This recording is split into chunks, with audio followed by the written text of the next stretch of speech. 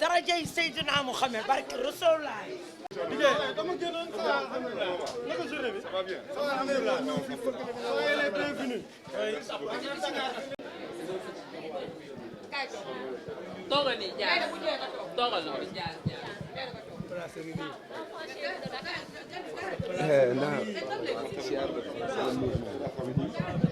kontaan naa. ça me fait plaisir. maa la gën a kontaan. Macha Allah. xamul tax ma gën a kontaan. fi nga toog nii. li wax Barthélémy Dias. Jean-Paul Dias ay papa. sa papa maag moom benn la ñu woon. Ndeysaan macha Allah. Jean-Paul fi nga toog toog nii. Macha Allah. boo demee Saalum ba mu dëkkoon Dakar seen grand place ak Samy Sall Camara waaw ñoo daan jàkkaarloo fi ñu doon ànd ak ñoom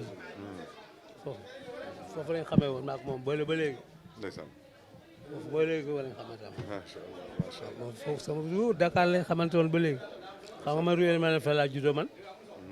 rue Elimanel Fall fa laa juddoo. Ah d'accord. maak sa papa benn maak ñoom benn la ñu woon de. Ndeysaan. ah. Vous êtes du plateau. waaw waaw je suis du plateau kañ. Macha Allah. ah kañ. On était dans le quartier rek ñoo di doxantu. waaw nii nga def la nii nga kañ nii nga def la. ñëw yëgal leen suñu candidature ci mairie de Dakar. incha allah. sàkku ci ñoom ay ñaan. sàkku tamit ci ñoom ay conseils. ok ak tamit di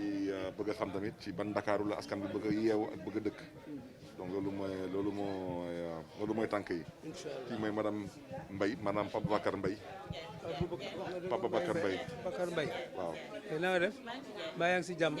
yàlla yàlla dooli jàmm. kii suma rakk bu baax la waaw ñëw boo fi ñëw dem waaw qui est tamit de Fass. ok. Seydina moom c'est un enfant du quartier. Aujourd'hui c'est vraiment. doomu koñ bi la. Fass dama ne lan moo waral Fass. Fass foo mën a jógee boo ñëwee ñu def ak yow Fass face à face rek maa la wax loolu Fass a ngi nii loo mën a àndal boo ñëwee ñu def ak yow Fass. Barthélémy Dias wax Barthélémy Dias nga wax xam nga dafa am loo xam ne dafa am loo xam ne fekk wu leen ko dama leen koy dellu si da nga ne Barthélémy Dias te man Dias rek laa daan fecc.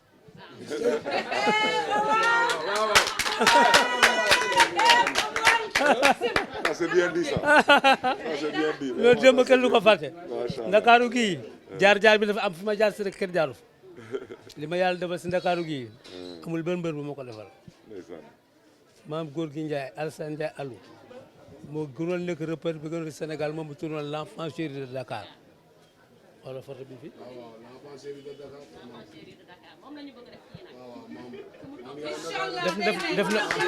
def na ko ba pare. fii mu toog nii papam toogoon na fi te may papa benn lañu papa ak doom papa maak moom ñeenteel ñu doom benneel benn papa doom noonu la maak benn soxla bi ngeen am aaju bi ngeen am yal leen ko yàlla defal si ni ngeen ko bëggee defal leen ko ba mu gën si yéen jox leen ko te jàppale leen si barke Seydina Amba li ngeen bëgg noonu lay demee bu soobee yàlla maa ngi seen kanam maa ngi seen ginnaaw tey maa ngi seen kanam maa ngi seen ginnaaw lu jóge si kanam di ñëw si yéen su ma rombul dog si yow lu jóge si ginnaaw bu ma rombul dog si yow loolu bi sa kër la fi yaa ngi sa kër kontaan naa trop yàlla nañu yàlla jàppale na li ngeen soxla yëpp ni ngeen ko bëggee noonu lay demee bu soobee yàlla incha allah noonu lay demee bu soobee amin amin amin amin amin amin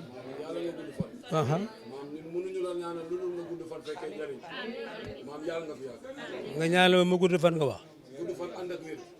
ànd ak wér kon ma teg si yegg naa ba coroon Kaaba ga julli fa woor fa tasab fa dem Madina ziyaare Muhammad penku ba sowu coow lu jolli doomu bàyyi cënd maa man gone balaa nga xam ne maa man gone tànk ji tàccu ceegi di way boobu ngay xam ne maa man nga ne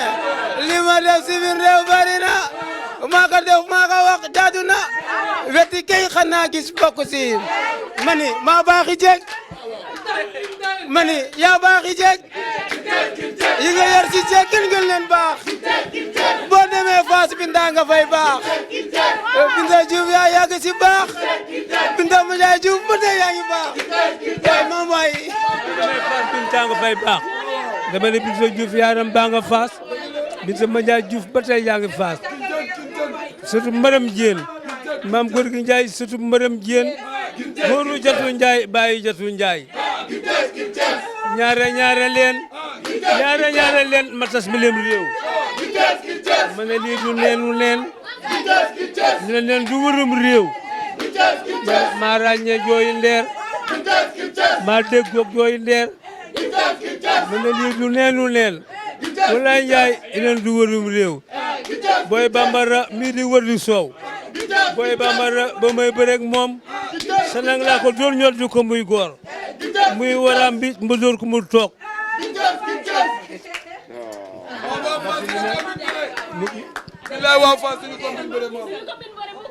maam Gorgui Ndiaye surtout Maram Diène góoru Jatu Ndiaye bàyyi Jatu Ndiaye maam Gorgui Ndiaye Barthélémy Dias maam Gorgui Ndiaye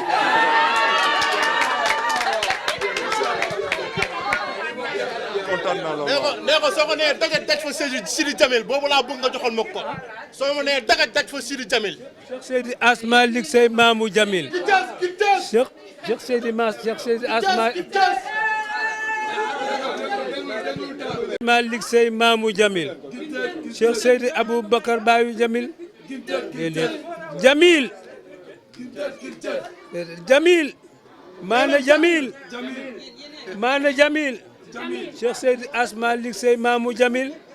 Cheikh Seydi Aboubacar Bayu Jamil Serigne Mansour Sy rakku Jamil Cheikh Ahmed Tidiane Sy di rakku Jamil Abdoul Aziz Junior rakku Jamil Papa Malick Sy di rakku Jamil Maam Gorgui Ndiaye talibé Jamil Macha Allah. Monsieur le maire, en dehors de tout cela, c'est un vieux qui est très disponible. On le réveille à 6 h du matin pour chercher un certificat de domicile. Il le fait en demandant une petite somme modique. Les autres sont à 500 ou sont à 1000 francs. Lui, si tu viens, si tu n'as pas le monnaie, il te cède et te dit vas-y. Voilà Mame Gorgui Ndiaye. barke boo seetsee sunu maam ji war naa mënal ne Sekki Njaay atuman Njaay ma Njaay ngoone abu dema bàyyi maar guney tënga géej ña nga naan Sekki Njaay atuman alam lebu daan nga leen ren daan leen daaw soo ne daan la te war leen a baal sukki tëri leen léegi mbër ngembu gay ne mer la fanaano waxuñu ku dëkk ci dëkk bi ku defar dëkk bi lañu wax li nga fi def teg nañ ci sunu bët Barthélémy Dias jiitul ca kanam ñu topp ci yow ku ci bëgg Barthélémy sa loxo ca kanam jiitul ca kanam ndaw ñi bëgg nañ la lool ku ci bëgg Barthélémy sa loxo ca kanam yow da ngay liggéey xam nañ ci dara ku ci bëgg Barth daal sa loxo ca kanam jiitul ca kanam ñu topp ci yow jeune bu nangoo liggéey dañu koy jàppale leen ko li fi def teg nañ ci sunu bët Barth dafa baax lool dañu koy wel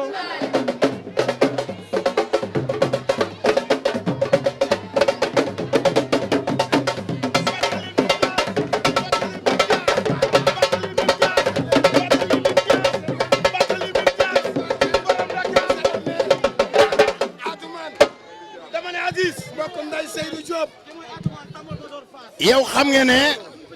suñu cofeel daa jiitu sa jëmm ji ndax yàlla dogal na Médina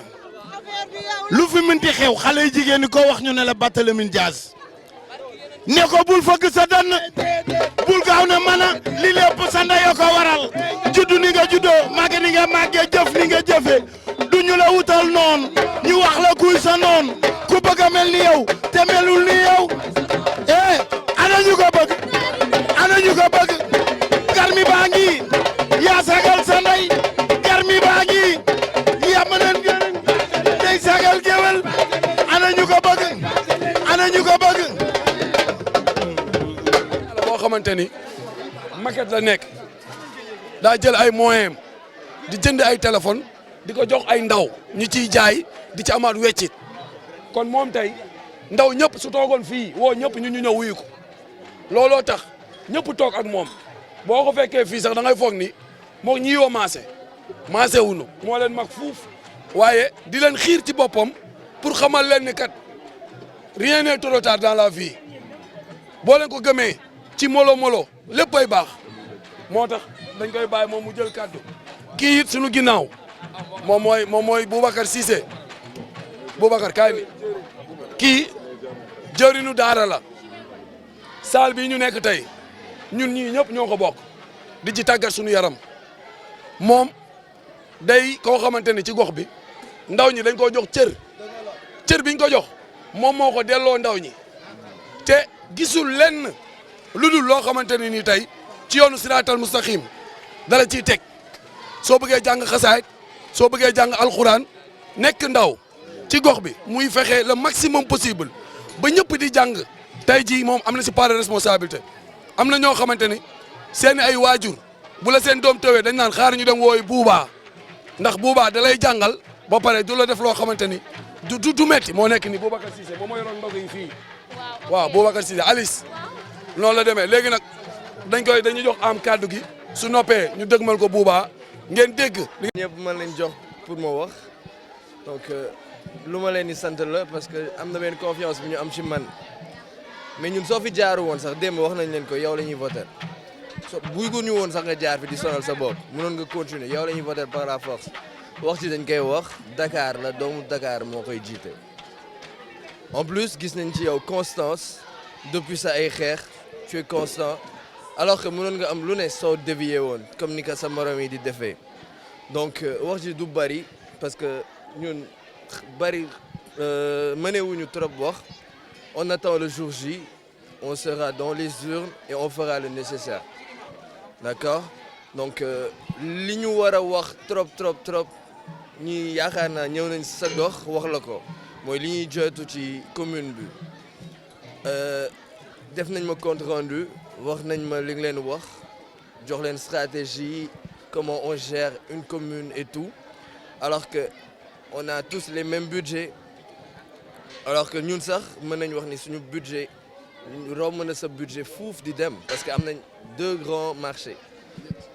3 grands marchés 2 grands marchés et benn marché hebdomadaire muy 3 au total marché Colobane marché Fass marché Gueule Tapée ça fait 4 3 marchés journaliers et 1 marché hebdomadaire léegi imaginez le budget boobu nu mu war a toll tu as vu par tes propres yeux gis nga commune bi nu mu mel amuñu terrain de football amuñu benn espace boo xamante ni mën nañ fa toog amuñu dara on a rien absolument rien donc suñ la jàppale c'est pas pour bëgg la jàppale parce que tu es beau c'est pas ça c'est juste pour que am na lu ñuy xaar en retour donc la confiance est là on a confiance en vous donc on espère ne pas être déçus d'accord parce que quoi qu'on puisse dire on a toujours été avec des politiciens on a aidé tout le monde donc maintenant il y a une confiance sur la personne de Barth qu'on ne peut pas expliquer. Si j'avais la connexion, je pouvais te montrer des photos où j'étais là avec toi. Genre, je te disais que du bien. Tout ce que je connais en toi, c'est du bien. Moi, fit, jom, full, constance. Lola la doon wax, c'était la campagne 2019. Maintenant, wax ji duñ ko tirer en longueur, dañ koy tënk gi mooy nag Barth ku am fit nga doomu gox bi nga doomu dëkk bi nga yow lañ bëgg yóbbu te soo demee bul nu fàtte. ñooñu ñoo nekk sa ambassadeur ku si nekk ambassadeur de këram waa këram yow la ñuy voter parce que doy nga ñu am nañ confiance ci yow loolu yaa fi ne. waaw. salaamaaleykum. waaw ñu ngi lay siyaar di la jox sa wàccuwaay. waaw di la wax ni yàgg nañoo xuus si lu nu mel yàgg nañoo gis nit ku ne te it foog naa ni ànd nañoo ku ne di xeex ngir sunu gox ndax loolu ñu njëkk ñor waaw ginnaaw sunu gox foog naa ni tamit yàgg nañoo xeexal sunu dëkk comme ni nga koy defee ba mu yàgg ñu mel ni ku am déception quoi si monde bi ñuy dund monde politique bi nii ba nu daanaka casé wu waat dem toog waaye Ibrahima mi xam naa ni du ma bàyyi may wax loo xam ne du noonu ndax yàgg nañ koo ànd ndax ànd nañ fu ne ci wàllum politique waaye ay wax rek la ñuy dégg après foog naa ni du am poursuite waaw te yow foog naa ni ku la dégg maanaam benn kàddu nga am te comme ñun ay murid lañ dañuy jël sunu référence Sëñ Tuubaa doon wax ni nit booy ànd ak moom kàddoom démb boo ko déggee mu waxaat tey même kàddu yi na nga xam ni kooku nit la daal waaw kon bu ñu déggee yow sa xeex yëpp jëm ci benn affaire chaque jour boo xoolee jiitaloo sa intérêt parce que dañuy seetaan télé dañuy dem si événement yi man miy wax ak yow dama yëngu ci garde rapproché amaana sax am na ku ma xam koo xam ne ku la xam ku la liggéeyal te ma menn affaire bi lañ gis benn kanam gi benn xar kanam gi benn but bi mooy Sénégal jëm ci kanam moo tax bi mu ma ko waxee dama ko ne man aw ma ci xàjjeeg seen incha allah ni ñu ko daan defee rek lañ koy defee waaw incha allah buñ amuñu benn xel ñaar ci yow ñoo ngi si ginnaaw daal moom ñu ngi si ginnaawam waaw jërëjëf wa salaam. bu ñuy ñëw ci mairie bi ñuy waxtaan nee naa leen dox mbokk bi lu ko waral mooy ñuy mën a dugg ci koñ yi ci ruq yi di waxtaan ak mbokk yi ñoom ñu mën a wax seen gémmiñ suñu nopp ñoom tamit ñun tamit ñu mën a wax suñu gémmiñ seen nopp wante lu mu leen mën a wax ba mu leen di jox benn exemple ma leen su ngeen jëlee avenue Bourguiba rek Bourguiba laa wax nga jëlee ko côté école police ngeen di wàcc di dem booru Gédo ma leen su ngeen eggee ba ci presque booru Score Liberté ngeen xool lépp lu nekk ci côté gauche bi ay Sicap Amitié ay Sicap Baobab ay ñoom Sicap Liberté ay ñoom Jëppal ñoom seen di ngeen xool cadre de vie bu fa nekk ay tali ñu ngi fa ay trottoir ñu ngi fa loolu daanaka daam tubaab ñu ko liggéeyoon wante su ngeen xoolee côté droite ay Grand Dakar ñaari tali nga wàcc sax côté bi yëpp ba fa dugg Fass Colobane Gueule Tapée di dugg Biscuiterie et cetera foofu daanaka après indépendance en grande partie la plupart de quartiers après indépendance lañ ko sànc fàtte nañ nag liggéey duñ fa naroon liggéey mooy tali yi mooy trottoir yi mooy jardin yi parce que gox ay nit suñ fa juddoo dëkk fa yaroo fa foog ñu am fu ñuy fooy foog ñu am fu ñuy dajaloo foog ñu am fu ñuy feexloo c'est important ma ne leen ñun nag nous allons avoir un grand programme de faire Dakar une ville sans sable et ça on y tient à cœur te boobu tamit source d'emploi la liggéey bu ci tegu yéen ñëpp dégg ngeen fii ñuy wax waxu PNA mooy pharmacie nationale d'approvisionnement man waxuma mën nañ faj ñëpp parce que loolu yoruñu ko wante juddoo Dakar yaroo Dakar dëkk Dakar wala sax di yeewoo Dakar nga am ay problème mu 5000 francs 8000 francs 10 000 francs ordonnance du dëgg du yoon nous allons travailler à créer la pharmacie municipale d'approvisionnement à la place de la PNA elle sera la PMA bu ci fu may daanelee nag mooy man su may gis nit ñu ne ma kii Dakar la juddoo dëkk Dakar yaroo Dakar musul jàng école des fois sax damay xuloo di ko weddi ñu ne ma loolu mënoo ko weddi dafa am et je considère que loolu mënul nekk parce que école amul ay su may waajur yor nañu yoruñu l'éducation c'est obligatoire c'est pour tous c'est une convention internationale que le Sénégal a ratifiée moo tax ñun suñu commune suñ ciy wax dañ ciy wax am ci contenté parce que man dama nangu kenn di yeewu Mermoz Sacré-Cœur nga am bac te doo mën a jàng mënul nekk ñëpp am bourse bëgguma xam kan mooy sa pap bëgguma xam kan mooy sa yaay bëgguma xam soo àndee ak man wala soo ma contre su ma yónneewu ci képp ku nga xam ne ni orphelin nga ci papa ak yaay soo amee bac da ngay am bourse 100% képp ku am papa ak yaay bu retraite da ngay am bourse 100% képp ku nga xam ne ni yor nga bac ni amoo mention dañ la jox 500000 nga dem dàq sa wërsëg ñun on dépense 10% de notre budget 10% au budget mairie Mermoz Sacré-Cœur dañ koy dépense ci ay bourses budget bi 2 milliards la dinañ ci dugal quasiment 200 millions ci jàng bi te te du sax yem foofu parce que ñu nga xam ne ni seen ay waajur seen loxo jotul seen ginnaaw ñu bëgg a dem ci ay école privée wala privé catholique moo xam ay Sacré-Cœur ay Sainte Bernadette ay Yara Sourène dañ leen di fayal man lu ma gëm mooy doomu aadama di liggéey ay tali taal ay lampe defar ay jardin baax na am na solo wante nit su xamulee su jàngulee nit bu jàngul pour mu xàmmee ak di ràññee day jafe ci àdduna bi nii day jafe lool da ngay demee nii rek wante mais pour ngay xàmmee di ràññee day jafe lool donc jàng dafa am solo lu ci tegu tamit nit bu amul wér gu yaram wolof Njaay nee na balaa nga ne naam ne fa donc ñun dañu nar a góorgóorlu te man lu ma leen mën a wax daal ci gàttal saabu du fóot boppam wante yéene laa am ci suma askan yéene te yéene lu rëy la te suñu objectif du mairie de Dakar donc tey nuñ ko diggaale woon ak suñu waa gox ba ñu ne leen suñu objectif du mairie Mermoz Sacré-Cœur ñun tey daanaka man du ma sax campagne foofu waa APR ñu fa nekk sax ñoom ñu ngi xool nan la ñuy ànd ak ñun man ndax ba na bokk ci conseil bi parce que ñoom xam nañ foofu moom daanaka compétition amu fa ñun askanu Dakar dañ leen bëgg a jël ñoom ñu doon seede ci askanu Sénégal parce que fu ñu jëm une fois de plus du mairie de Dakar foofu jaar-jaar rek la moo tax dox mbokk bi am solo may sakku ci yéen ñu joxante loxo ñu bàyyante xel man rus naa tey ñëw ci yéen fekk leen seen gox yi wax ak yéen jël engagement ak yéen dem ba ci bi def lu ngeen xam ne nag su noonu foofu daal laa mën a yem ci wax ji di leen di gërëm di leen di sant bu baax a baax. La plus grande préoccupation des habitants de cette commune, vous savez c'est quoi? C'est place de l'Obélisque, place de la Nation. Au nom de Dieu kenn ku ne si ñun soo ko si joxoon projet bi mu def ay près de 500 emplois ci place de la Nation bii nii mais Diène Farba Sarr moo yoroon projet bi ex-ministre de l'Habitat comme si daf ñu soxore mi ngi nii dafa tëjee alors que mënoon nañ ci def xaalis man soo ma ko joxee dama si def plus de 500 emplois kii naka noonu ku ci ne si ñun loolu xeex la nag parce que apparemment mairie Dakar yoru ko mais soo demee ba toog sa chaise nañ ko xeex dinañ ci ànd ak yow nga jël ko def ci nit ñi liggéey. mooy place de la Nation loolu xeex boobu lépp laa fekkee ñit lañu doon xeex parce que état buy dem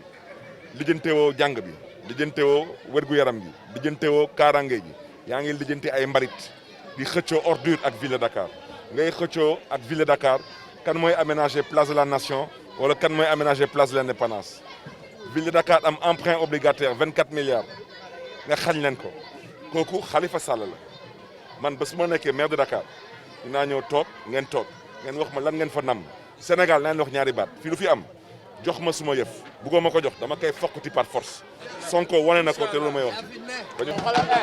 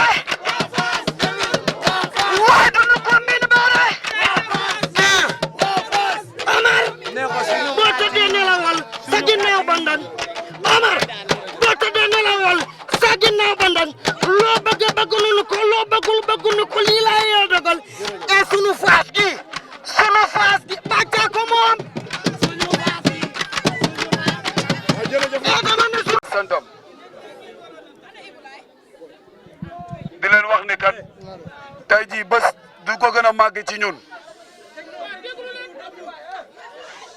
na jàngoro bi waa Fass di daj yéen ñii toog ci sunu yaay loo leen mësa xare rek ñun ñoo tax tey nag dañ leen di wan ni bu leen neexee ngeen jël seen sees toog teg seen ataaya te xam ni kenn dootuñu jam naa ni mouvement bii nga xamante ne ñun ñoo ko taxawal ñun ndawu gox bi di sama koñ sama yitte lenn rek lañ ciy jotublu mooy képp ku fi ñëw nga jox ñu sunu àq ak yelleef ci biir koñ bi ndax ñun ñooy Fass mairie bi mënul nekk fii à tout près ku nekk ci ñun boo waxee ba sa dënn jóg nga xam ne mairie bee la ko teg kon nag daa yell ci ñun ñu dajale sunu ay xel dajale sunu ay doole moo waral tey ñu dem jàkkaarloo kii ngeen foog ni moom rek am fit ma ne gaynde rek lay xam bi nu jàkkaarloo ak moom ci biroom dañ koo wax loo xam ni moom da koo yàgg wax ci ay télé ngeen koy gis bésu tey bii fii la lépp di leeree ndax ñi fi toog yëpp mun naa ne ñooy HLM Fass ndax seen ay doom ñoo nekk ci biir mouvement bi tey nag day bés boo xamante ne day leer ba faaw ba amul lëndëm ba faaw kii li mu bëgg muy Dakar leer nañu leeru yàlla ni bu ñu tëjee suñu commune bii moom du jéggi kon dañuy jox suñu ak yelleef looloo waral ñu dem ba fi nu nekk fekk ko fa ne ko bu nu mënulee am ku mel ni yow Fass bu yowoo nga toog bul ñëw kon moom jàpp na ni mën na fee def lu mel ni moom fii ci Fass moo waral mu yëkkati ay tànkam def dox mbokk li nu bëgg wax yëpp du fi xaj de waaye kii nga xamante ne dafay toog muy sunu papa Omar Niang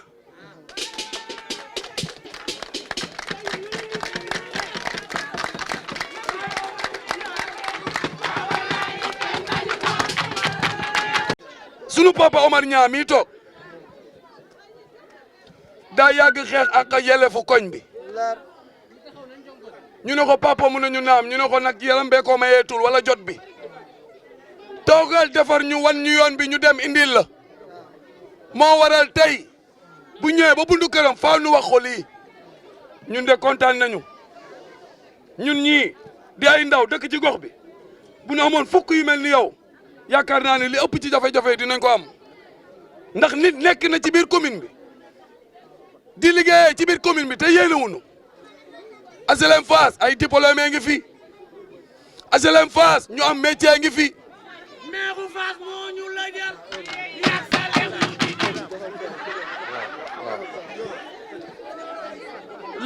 léegi nag dafa am loo xamante ne ñu ngi jégalu bu baax ñu ngi jégalu rek yaay danoo gis li ngeen di daj ci ñi fi nekkoon di leen nax ñun de kaw neetu ñu naxati sama yaay ak yaayu keneen du ñu seetaan muy yéeg ci biir oto ñu koy jox junni ak ñaari junni jeex na bu yeboo ngeen xam ni loo leen fi amati seen cër lay doon mënuñu guddal kàddu gi ñu ngi jégalu bu baax ndax liñ fi bëgg wax temps bee nu ko mayul dañuy jox suñu papa Omar Niang moom tamit mu sànni ci ay kàddu ñu ngi jégalu bu baax. ñoom ak sama doom la mon fils au Canada yàlla day doog a def tey ñu gisee je ne fais pas de bruit xam naa maay kan maa ngi def li ma war a def moo tax il fallait que ma am lii parce que tricherie yi baaxul defuma ko woon pour lii mais ñii tey ji spontanément lañ jóg depuis 4 heures ñu ngi fi toog grâce à man moo tax ñu toog fi bañ fi jóge sama kër yaay ma nga fële la fa nekk mat na kaar ci ay nit et il roule pour moi yàlla moo def loolu bi ñu defee renouvellement bu PS je suis sorti comme le secrétaire politique billahi wallahi wa taala bu dee dëgg rek a am je suis incontournable bu la neexee nga laaj jo bu la neexee nga laaj képp ku xam fii dafa fekk ni tey jii la ñu mën a gisee parce que daanan gisee nii mais kenn xamul woon kan mooy kan je me vois en toi te bu ñu demee ba mu yàgg di nga xamante ni Omar Niang la donc di leen xamal ni xale yi tey jii li leen tax a jóg quand ils sont venus me voir spontanément je leur ai dit que je suis derrière vous parce que moi je ne fais pas de calcul damay jàpp ni li war a am yàlla tudd na ko ba yàgg loolu laa gëm moo tax bi xale yi ñëwee seet si ma spontanément laa leen ni je suis derrière vous maa ngi seen ginnaaw muy xale yu neex a dimbali parce que dañ dem ba xam ni ñoom ñoo war a jóg téye seen quartier ñoo war a jóg téye seen koñ on avait commis une erreur mooy bi ñu àndee ñu na nekk en coalition bi ñu àndilee Ousmane Ndoye je faisais partie de ceux qui ont pleuré à l'hôtel de ville ma ni Khalifa ce gars-là il va nous laisser après ils m'ont dit que tu as eu raison sur nous bref loolu passé na mais li fi des mooy que nan taxaw nanu takku jëmm ji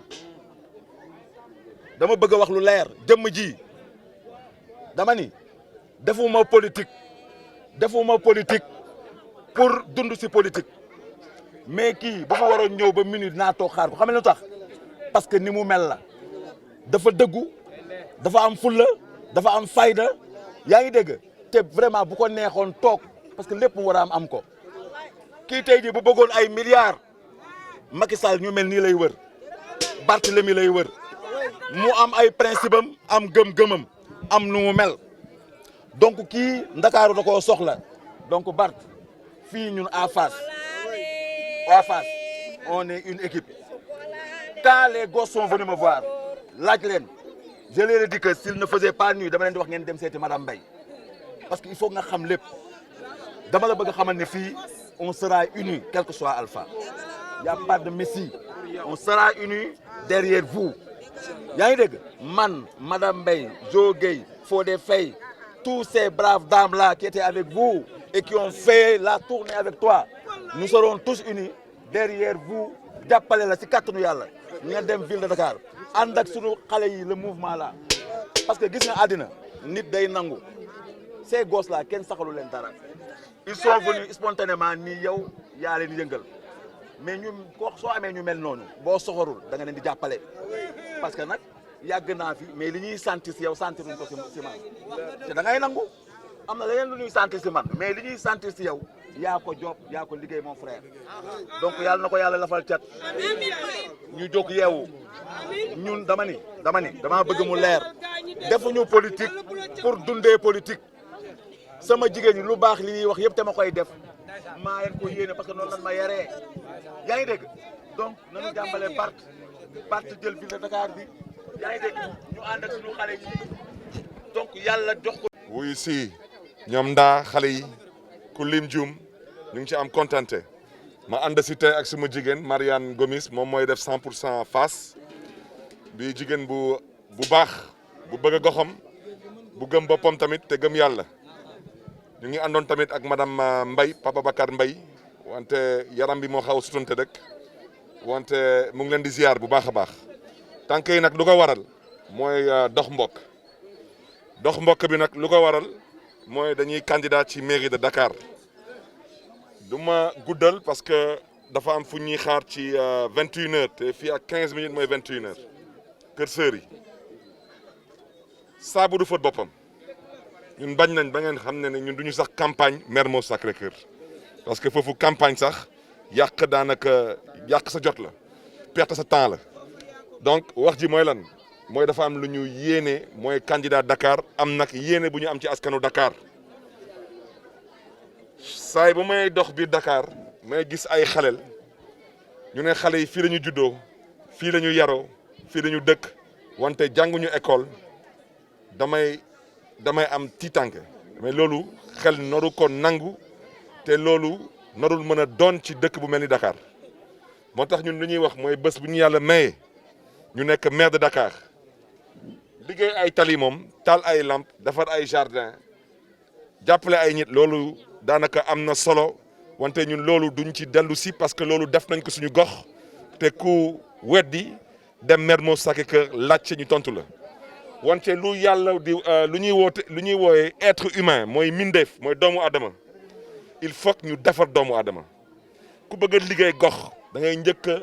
a investir dans l'humain bés bu ñu yàlla mayee ndam laa wax ci Dakar dama ne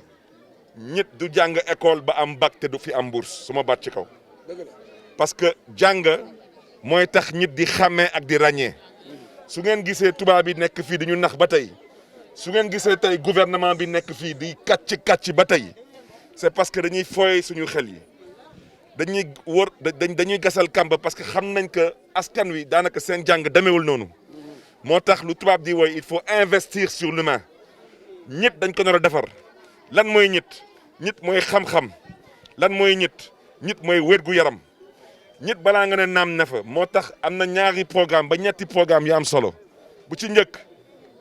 ku dem Mermoz Sacré-Cœur nga laajte rek amul kenn ku fa am bac nga bëgg a dem jàngi université wala ci école privée ñu lay gantu képp ku fi ñàkk woojuram moo xam ndeyam ak baayam mairie fay la 100% képp ku fi am ay woojur nday ak baay ñu retraite mairie fay la 100% école képp ku fi am ay woojur ñuy liggéey wala ñu daan seen doole mairie jox la 500000 nga dem jàngi école jóg leen ngeen dem jàngi école bu ci des peut-être ñenn ci yéen fii mas ngeen dégg lu ñuy woowee PNA mais leen ma rek li may wax dafa am solo